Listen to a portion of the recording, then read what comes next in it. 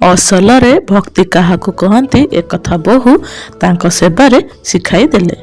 गोटे परिवार रे सासुमा भगवान को बहुत बड़ भक्त थिले। से सखाळु उठिबे तो फूल तोड़ा, ठाकुर घर सफा करिबा, ठाकुर पूजा करिबा, दीप लगाइबा, घंट बजाइबा, शंख फुंकिबा, एमिति कि तुलसी चौरा रे पानी देबा, ए सबुरे तांकर पूरा दिन बीती जाए।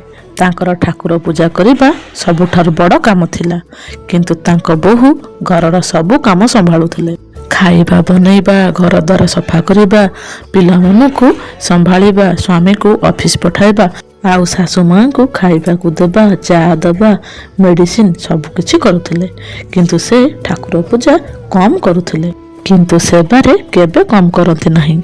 ए सब देखिकी सासु मां मने मने भाबंती मो बोहू मनरे जमा भक्ति नहीं, पूजा पाठरे मन नहीं। गोटे दिन हठात सासु मां को देह बहुत खराब हो गला। से एते कमजोर हो गले जे बिछणारू उठी पारले नहीं, निजे पानी ग्लास गोटे उठेकी भी पी पारले नहीं। आ पूजा पाठ करिबे कोन?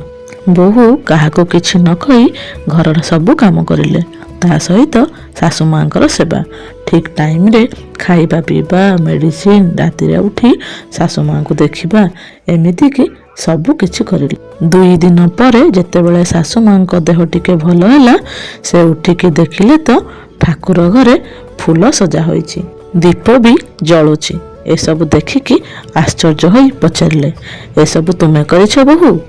बोहू हसिकी कहिले, माँ भक्ति तो भगवान को पाई, किंतु सेवा भगवान को सही रूप जे आम घरे रहउछंती आपण। ए सब देखिकी सासु मां को आखिरे लुह आसीगला।